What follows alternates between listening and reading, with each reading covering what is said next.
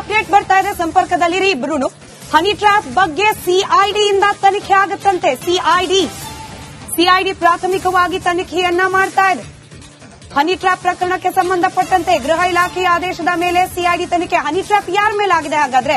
ರಾಜಣ್ಣ ಅವ್ರ ಹತ್ರ ದಾಖಲೆ ಇಲ್ಲ, ಸಾಕ್ಷಿ ಇಲ್ಲ. ರಾಜೇಂದ್ರ ಅವ್ರ ಮೇಲೆ ಹನಿ ಟ್ರ್ಯಾಪೇ ಆಗಿಲ್ಲ, ಆಗಿರೋದು ಮರ್ಡರ್ ಅಟೆಂಪ್ಟ್. ಹಾಗಾದ್ರೆ ಸಿಐಡಿ ಯಾವ ತನಿಖೆ ಮಾಡ್ಲಿಕ್ಕೆ ಹೊರಟಿದೆ? ಯಾವ ವಿಚಾರಕ್ಕೆ ತನಿಖೆ ಮಾಡ್ಲಿಕ್ಕೆ ಹೊರಟಿದೆ ಸರ್ಕಾರ? ಗೃಹ ಇಲಾಖೆ ಸಿಐಡಿ ಹೆಸರು ತೋರಿಸಿ ಯಾರನ್ನ ಮಂಗ್ಯ ಮಾಡ್ಲಿಕ್ಕೆ ಹೊರಟಿದೆ? ದೊಡ್ಡ ಅನುಮಾನ. ರಾಜೇಂದ್ರ ಅವ್ರ ಮೇಲೆ ಹನಿ ಟ್ರ್ಯಾಪ್ ಆಗಿಲ್ಲ, ರಾಜಣ್ಣ ಅವ್ರ ಹತ್ರ ಸಾಕ್ಷ್ಯ ಇಲ್ಲ. ಹಾಗಾದ್ರೆ ಈ ತನಿಖೆ ಯಾವ ವಿಚಾರಕ್ಕೆ? ಸಿಐಡಿ ತನಿಖೆ ಮಾಡೋದಾದ್ರೂ ಯಾವ ವಿಚಾರಕ್ಕೆ? ಡೀಟೇಲ್ಸ್ ನಮ್ಮ ಪ್ರತಿನಿಧಿ ನಾಗರಾಜ್ ನೀಡ್ತಾ ಹೋಗ್ತಾರೆ. ನಾಗರಾಜ್, ಒಂದ್ ಕಡೆ ಹನಿ ಟ್ರ್ಯಾಪ್ ಅಲ್ಲ ಮರ್ಡರ್ ಅಂತ ಹೇಳಿ ರಾಜೇಂದ್ರ ಅವ್ರು ದೂರ್ ಕೊಡ್ತಾರೆ, ಮತ್ತೊಂದ್ ಕಡೆ ರಾಜಣ್ಣ ಅವ್ರ ಪ್ರಕಾರ ಸಾಕ್ಷ್ಯನೇ ಇಲ್ಲ, ಹನಿ ಟ್ರ್ಯಾಪ್ ಕೂಡ ಆಗಿಲ್ಲ, ಪ್ರಯತ್ನ ಆಯ್ತಷ್ಟೇ. ಈಗ ಸಿಐಡಿಯೋ ಸಿಬಿಐಯೋ ಮತ್ತೊಂದೋ ಮಗದೊಂದೋ ಏನ್ ತನಿಖೆ ಮಾಡುತ್ತೆ ಅಂತ?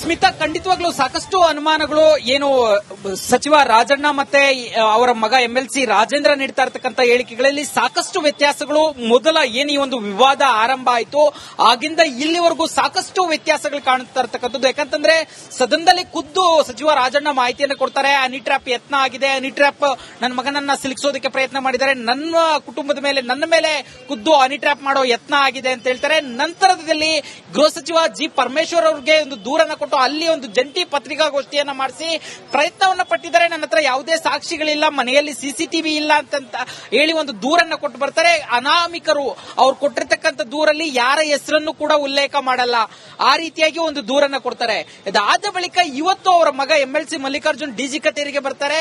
ನನಗೂ ನನ್ನ ಮೇಲೆ ನಂದು ಹನಿ ಟ್ರ್ಯಾಪ್ ಆಗಿಲ್ಲ ಇದುವರೆಗೂ, ನಾನ್ ದೂರ್ ಕೊಡಕ್ ಬಂದಿರತಕ್ಕಂಥದ್ದು ನವೆಂಬರ್ 16ನೇ ತಾರೀಕು ನನ್ನ ಮಗಳ ಬರ್ತ್ಡೇ ಇರುತ್ತೆ, 15ನೇ ತಾರೀಕು ಮನೆಗೆ ಶಾಮಿಯಾನ ಹಾಕೋರು ಬಂದಿರ್ತಾರೆ, ಅದರಲ್ಲಿ ಇಬ್ರು ನನ್ನನ್ನ ಕೊಲ್ಲುವ ಉದ್ದೇಶದಿಂದ ಬಂದಿದ್ರು. ಈ ವಿಚಾರ ಈ ವರ್ಷದ ಜನವರಿಯಲ್ಲಿ ನನಗೆ ಗೊತ್ತಾಗುತ್ತೆ, ಒಂದು ಆಡಿಯೋ ಸಿಗುತ್ತೆ, ಅದರಲ್ಲಿ ಸೋಮ ಮತ್ತೆ ರಘು ಅಂತೇಳಿ ಇನ್ನೊಂದಷ್ಟು ಜನರ ಹೆಸರುಗಳ ಪ್ರಸ್ತಾಪ ಆಗುತ್ತೆ. ಅದರಲ್ಲಿ ಅವತ್ತು ಶಾಮಿಯಾನ ಹಾಕೋದ್ರಲ್ಲಿ ಕೆಲಸ ಮಾಡಕ್ ಬಂದಿದ್ದಂತ ಇಬ್ಬರು ನನ್ನನ್ನ ಕೊಲ್ಲುವ ಸಲುವಾಗಿ ಬಂದಿದ್ರು ಅನ್ನೋದು ಮಾಹಿತಿ ಗೊತ್ತಾಗಿದೆ ಅನ್ನೋ ಒಂದು ಮಾತನ್ನ ಹೇಳ್ತಾ ಇರ್ತಕ್ಕಂಥದ್ದು. ಹೀಗಾಗಿ ಈ ಎಲ್ಲ ಬೆಳವಣಿಗೆಗಳನ್ನ ನೋಡಿದ್ರೆ ನಿಜಕ್ಕೂ ಹನಿ ಟ್ರ್ಯಾಪ್ ಆಗಿತ್ತ, ಕೊಲೆಯತ್ನ ಜೊತೆಗೆ ಏನು ಒಂದ್ ಕಡೆ ನವೆಂಬರ್ ಅಲ್ಲಿ ಕೊಲೆಯತ್ನ ಅಥವಾ ಜನವರಿಲಿ ಆಡಿಯೋ ಸಿಕ್ಕಿದೆ. ಇಷ್ಟು ದಿನಗಳ ಕಾಲ ಇವರು ಯಾವುದೇ ದೂರ ಆಗ್ಲಿ ಎಲ್ಲೂ ಸಹ ಪ್ರಸ್ತಾಪ ಮಾಡದೇ ಆಗ್ಲಿ ಇದ್ದಿದ್ದು ಯಾಕೆ ಅನ್ನೋ ಒಂದು ದೊಡ್ಡ ಅನುಮಾನಗಳು ಉಟ್ಕೊಳ್ತಾ ಇರ್ತಕ್ಕಂಥದ್ದು. ಒಟ್ಟಾರೆಯಾಗಿ ನಾಳೆ ಪುನಃ ಎಸ್ಪಿ ಆಫೀಸ್, ತುಮಕೂರು ಎಸ್ಪಿ ಆಫೀಸ್ಗೆ ಹೋಗಿ ರಾಜೇಂದ್ರ ದೂರನ್ನ ಕೊಡುವಂತದ್ದು, ಅಲ್ಲಿ ಏನೆಲ್ಲ ವಿಚಾರಗಳಿದಾವೆ ಈ ಒಂದು ಪತ್ರದಲ್ಲಿ ಅನ್ನೋದನ್ನ ಬಹಿರಂಗ ಪಡಿಸ್ತೀನಿ ಅಂತ ಹೇಳಿ ಹೇಳ್ತಾ ಇರ್ತಕ್ಕಂಥದ್ದು. ಸ್ಮಿತಾ, ರೈಟ್, ಧನ್ಯವಾದ ನಾಗರಾಜ್ ಮಾಹಿತಿಗಾಗಿ.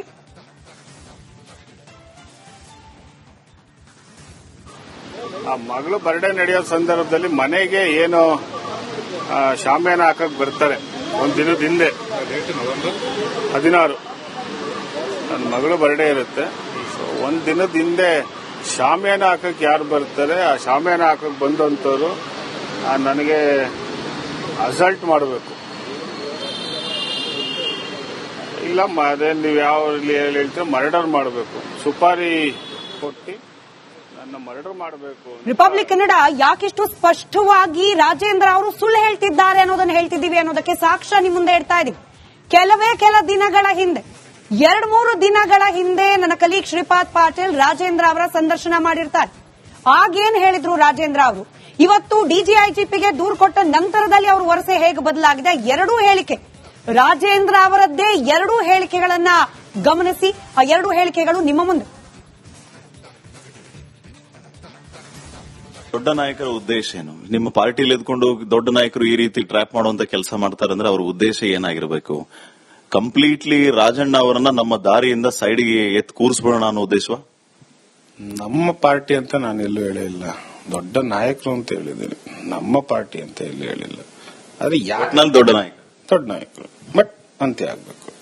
ಯಾವುದೇ ಪಾರ್ಟಿ ಇರಲಿ, ಯಾರ ಮೇಲೆ ಇರಲಿ ಅಂತ್ಯ ಆಗ್ಬೇಕು.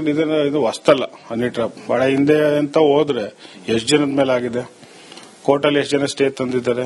ಈಗ ನಾವು ಇದೇನಾರು ಆಗಿದೆ ಅಂತೇಳಿ ಸ್ಟೇ ತರಕ್ ಹೋಗ್ಬೋದಿತ್ತು, ಬಟ್ ಏನಾಗಿಲ್ಲ. ಆಗಿದ್ರು ಆತರ ಏನೋ ಸೀಡಿದ್ರೆ ಬಿಡ್ಲಪ್ಪ, ಹೌದಲ್ಲ, ಹೇಳ್ತಾರಲ್ಲ ಆಗ್ಬಿಟ್ಟಿದೆ ಅಂತ ಸ್ವಲ್ಪ ಜನ ಮಾಹಿತಿ ಯಾರೋ ಕೊಟ್ರು, ಆಯ್ತು ಆಗಿದ್ರೆ ಬಿಡಿ, ನಂತೇನು ಅಭ್ಯಂತರ ಇಲ್ಲ. ಅದಕ್ಕೆ ನಾವು ಇಂಜರಿ ಅಂತದಲ್ಲ.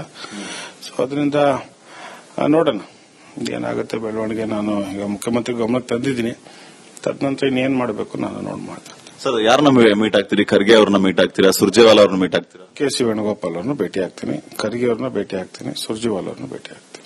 ಅವ್ರ ಮುಂದೆ ನಿಮ್ ಪ್ರಸ್ತಾಪ? ಆ ಮಗಳು ಬರ್ಡೇ ನಡೆಯೋ ಸಂದರ್ಭದಲ್ಲಿ ಮನೆಗೆ ಏನು ಶಾಮಿಯಾನ ಹಾಕಕ್ ಬರ್ತಾರೆ, ಒಂದ್ ದಿನದ ಹಿಂದೆ 16 ನನ್ನ ಮಗಳು ಬರ್ಡೇ ಇರುತ್ತೆ. ಒಂದ್ ದಿನದ ಹಿಂದೆ ಶಾಮಿಯಾನ ಹಾಕಕ್ ಯಾರು ಬರ್ತಾರೆ, ಆ ಶಾಮಿಯಾನ ಹಾಕಕ್ ಬಂದಂತವ್ರು ನನಗೆ ಅಸಲ್ಟ್ ಮಾಡಬೇಕು. ಇಲ್ಲ ಅದೇ ನೀವು ಯಾವ ಹೇಳ್ತೀರ ಮರ್ಡರ್ ಮಾಡಬೇಕು, ಸುಪಾರಿ ಕೊಟ್ಟು ನನ್ನ ಮರ್ಡರ್ ಮಾಡಬೇಕು ಅಂತ ನವೆಂಬರ್ 15ನೇ ತಾರೀಕು ಮನೆಗೆ ಬಂದಿರ್ತಾರೆ. ಬಂದು ಪ್ರಯತ್ನನೂ ಮಾಡಿರ್ತಾರೆ, ಪ್ರಯತ್ನ ಅವರಿಗೆ ಸಕ್ಸಸ್ ಆಗೋದಿಲ್ಲ. ನನಗದು ಜನವರಿಯಲ್ಲಿ ಗೊತ್ತಾಗುತ್ತೆ ಈ ವಿಚಾರ.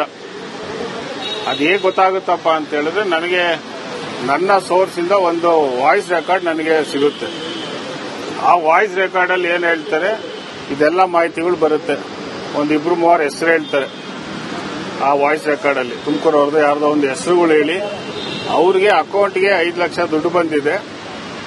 ಒಂದ್ ಬ್ರೇಕಿಂಗ್ ಅಪ್ಡೇಟ್ ಬರ್ತಾ ಇದೆ, ಸಂಪರ್ಕದಲ್ಲಿರಿ ಇಬ್ರು. ಹನಿ ಟ್ರ್ಯಾಪ್ ಬಗ್ಗೆ ಸಿಐಡಿ ಇಂದ ತನಿಖೆ ಆಗುತ್ತಂತೆ. ಸಿಐಡಿ ಪ್ರಾಥಮಿಕವಾಗಿ ತನಿಖೆಯನ್ನ ಮಾಡ್ತಾ ಇದೆ. ಹನಿ ಟ್ರ್ಯಾಪ್ ಪ್ರಕರಣಕ್ಕೆ ಸಂಬಂಧಪಟ್ಟಂತೆ ಗೃಹ ಇಲಾಖೆಯ ಆದೇಶದ ಮೇಲೆ ಸಿಐಡಿ ತನಿಖೆ. ಹನಿ ಟ್ರ್ಯಾಪ್ ಯಾರ ಮೇಲೆ ಆಗಿದೆ ಹಾಗಾದ್ರೆ? ರಾಜಣ್ಣ ಅವ್ರ ಹತ್ರ ದಾಖಲೆ ಇಲ್ಲ, ಸಾಕ್ಷಿ ಇಲ್ಲ. ರಾಜೇಂದ್ರ ಅವ್ರ ಮೇಲೆ ಹನಿ ಟ್ರ್ಯಾಪೇ ಆಗಿಲ್ಲ, ಆಗಿರೋದು ಮರ್ಡರ್ ಅಟೆಂಪ್ಟ್. ಹಾಗಾದ್ರೆ ಸಿಐಡಿ ಯಾವ ತನಿಖೆ ಮಾಡ್ಲಿಕ್ಕೆ ಹೊರಟಿದೆ? ಯಾವ ವಿಚಾರಕ್ಕೆ ತನಿಖೆ ಮಾಡ್ಲಿಕ್ಕೆ ಹೊರಟಿದೆ ಸರ್ಕಾರ? ಗೃಹ ಇಲಾಖೆ ಸಿಐಡಿ ಹೆಸರು ತೋರಿಸಿ ಯಾರನ್ನ ಮಂಗ್ಯ ಮಾಡ್ಲಿಕ್ಕೆ ಹೊರಟಿದೆ? ದೊಡ್ಡ ಅನುಮಾನ. ರಾಜೇಂದ್ರ ಅವ್ರ ಮೇಲೆ ಹನಿ ಟ್ರ್ಯಾಪ್ ಆಗಿಲ್ಲ, ರಾಜಣ್ಣ ಅವ್ರ ಹತ್ರ ಸಾಕ್ಷ್ಯ ಇಲ್ಲ. ಹಾಗಾದ್ರೆ ಈ ತನಿಖೆ ಯಾವ ವಿಚಾರಕ್ಕೆ? ಸಿಐಡಿ ತನಿಖೆ ಮಾಡೋದಾದ್ರೂ ಯಾವ ವಿಚಾರಕ್ಕೆ? ಡೀಟೇಲ್ಸ್ ನಮ್ಮ ಪ್ರತಿನಿಧಿ ನಾಗರಾಜ್ ನೀಡ್ತಾ ಹೋಗ್ತಾರೆ. ನಾಗರಾಜ್, ಒಂದ್ ಕಡೆ ಹನಿ ಟ್ರ್ಯಾಪ್ ಅಲ್ಲ ಮರ್ಡರ್ ಅಂತ ಹೇಳಿ ರಾಜೇಂದ್ರ ಅವ್ರು ದೂರ್ ಕೊಡ್ತಾರೆ, ಮತ್ತೊಂದ್ ಕಡೆ ರಾಜಣ್ಣ ಅವ್ರ ಪ್ರಕಾರ ಸಾಕ್ಷ್ಯನೇ ಇಲ್ಲ, ಹನಿ ಟ್ರ್ಯಾಪ್ ಕೂಡ ಆಗಿಲ್ಲ, ಪ್ರಯತ್ನ ಆಯ್ತಷ್ಟೇ. ಈಗ ಸಿಐಡಿಯೋ ಸಿಬಿಐಯೋ ಮತ್ತೊಂದೋ ಮಗದೊಂದೋ ಏನ್ ತನಿಖೆ ಮಾಡುತ್ತೆ ಅಂತ?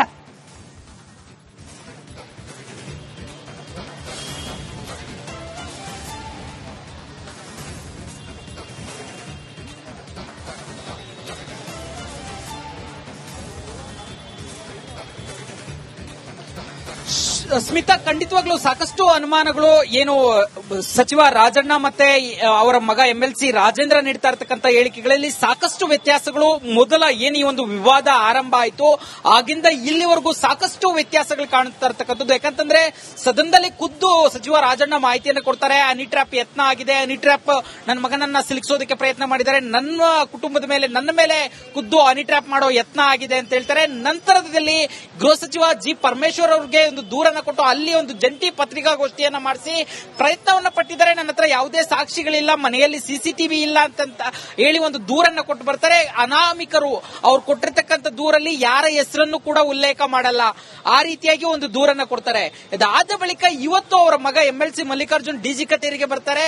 ನನಗೂ ನನ್ನ ಮೇಲೆ ನಂದು ಹನಿ ಟ್ರ್ಯಾಪ್ ಆಗಿಲ್ಲ ಇದುವರೆಗೂ, ನಾನ್ ದೂರ್ ಕೊಡಕ್ ಬಂದಿರತಕ್ಕಂಥದ್ದು ನವೆಂಬರ್ 16ನೇ ತಾರೀಕು ನನ್ನ ಮಗಳ ಬರ್ತ್ಡೇ ಇರುತ್ತೆ, 15ನೇ ತಾರೀಕು ಮನೆಗೆ ಶಾಮಿಯಾನ ಹಾಕೋರು ಬಂದಿರ್ತಾರೆ, ಅದರಲ್ಲಿ ಇಬ್ರು ನನ್ನನ್ನ ಕೊಲ್ಲುವ ಉದ್ದೇಶದಿಂದ ಬಂದಿದ್ರು.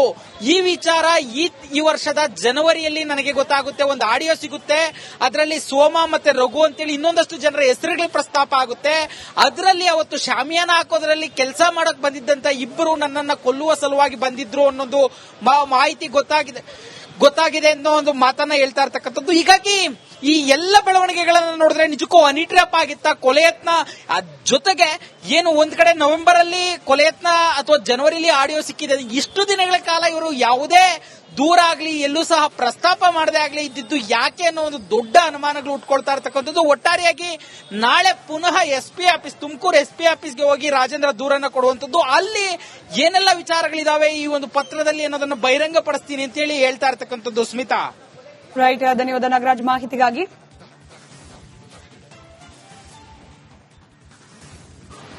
ಆ ಮಗಳು ಬರ್ಡೇ ನಡೆಯೋ ಸಂದರ್ಭದಲ್ಲಿ ಮನೆಗೆ ಏನು ಶಾಮಿಯಾನ ಹಾಕಕ್ ಬರ್ತಾರೆ, ಒಂದು ದಿನದ ಹಿಂದೆ 16 ನನ್ನ ಮಗಳು ಬರ್ಡೇ ಇರುತ್ತೆ.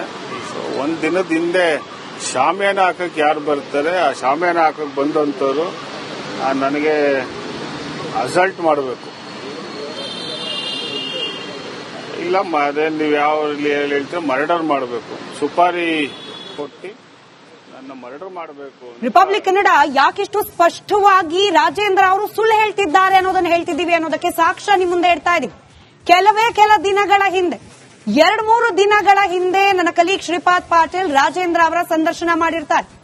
ಆಗೇನ್ ಹೇಳಿದ್ರು ರಾಜೇಂದ್ರ ಅವರು, ಇವತ್ತು ಡಿಜಿಐಜಿಪಿಗೆ ದೂರು ಕೊಟ್ಟ ನಂತರದಲ್ಲಿ ಅವ್ರ ವರಸೆ ಹೇಗೆ ಬದಲಾಗಿದೆ, ಎರಡೂ ಹೇಳಿಕೆ ರಾಜೇಂದ್ರ ಅವರದ್ದೇ. 2 ಹೇಳಿಕೆಗಳನ್ನ ಗಮನಿಸಿ, ಆ 2 ಹೇಳಿಕೆಗಳು ನಿಮ್ಮ ಮುಂದೆ. ದೊಡ್ಡ ನಾಯಕರ ಉದ್ದೇಶ ಏನು? ನಿಮ್ಮ ಪಾರ್ಟಿಲಿ ಎದ್ಕೊಂಡು ದೊಡ್ಡ ನಾಯಕರು ಈ ರೀತಿ ಟ್ರ್ಯಾಪ್ ಮಾಡುವಂತ ಕೆಲಸ ಮಾಡ್ತಾರೆ ಅಂದ್ರೆ ಅವ್ರ ಉದ್ದೇಶ ಏನಾಗಿರಬೇಕು? ಕಂಪ್ಲೀಟ್ಲಿ ರಾಜಣ್ಣ ಅವರನ್ನ ನಮ್ಮ ದಾರಿಯಿಂದ ಸೈಡ್ಗೆ ಕೂರಿಸ್ಬಿಡೋಣ ಅನ್ನೋ ಉದ್ದೇಶವಾ? ನಮ್ಮ ಪಾರ್ಟಿ ಅಂತ ನಾನು ಎಲ್ಲೂ ಹೇಳಿಲ್ಲ, ದೊಡ್ಡ ನಾಯಕರು ಅಂತ ಹೇಳಿದ್ದೀನಿ. ನಮ್ಮ ಪಾರ್ಟಿ ಅಂತ ಎಲ್ಲೂ ಹೇಳಿಲ್ಲ.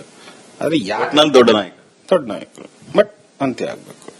ಯಾವುದೇ ಪಾರ್ಟಿ ಇರಲಿ, ಯಾರ ಮೇಲೆ ಇರಲಿ ಅಂತ್ಯ ಆಗ್ಬೇಕು. ಇದು ಹೊಸ್ತಲ್ಲ ಹನಿ ಟ್ರಾಪ್. ಬಹಳ ಹಿಂದೆ ಅಂತ ಹೋದ್ರೆ ಎಷ್ಟು ಜನದ ಮೇಲೆ ಆಗಿದೆ, ಕೋರ್ಟಲ್ಲಿ ಎಷ್ಟು ಜನ ಸ್ಟೇ ತಂದಿದ್ದಾರೆ.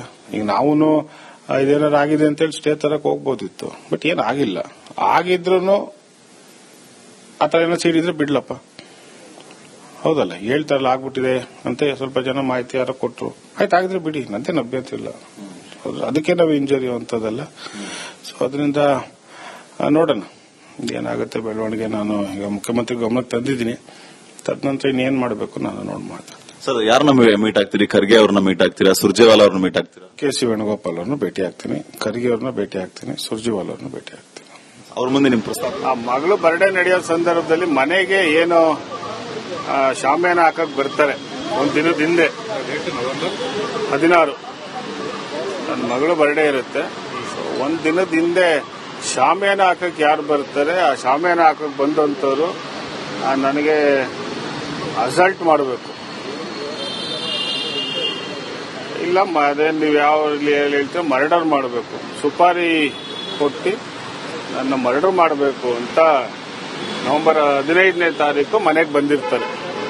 ಬಂದು ಪ್ರಯತ್ನನೂ ಮಾಡಿರ್ತಾರೆ, ಪ್ರಯತ್ನ ಅವರಿಗೆ ಸಕ್ಸಸ್ ಆಗೋದಿಲ್ಲ. ನನಗದು ಜನವರಿಯಲ್ಲಿ ಗೊತ್ತಾಗುತ್ತೆ ಈ ವಿಚಾರ. ಅದು ಹೇಗೆ ಗೊತ್ತಾಗುತ್ತಪ್ಪ ಅಂತ ಹೇಳಿದ್ರೆ, ನನಗೆ ನನ್ನ ಸೋರ್ಸ್ ಇಂದ ಒಂದು ವಾಯ್ಸ್ ರೆಕಾರ್ಡ್ ನನಗೆ ಸಿಗುತ್ತೆ. ಆ ವಾಯ್ಸ್ ರೆಕಾರ್ಡ್ ಅಲ್ಲಿ ಏನ್ ಹೇಳ್ತಾರೆ, ಇದೆಲ್ಲ ಮಾಹಿತಿಗಳು ಬರುತ್ತೆ.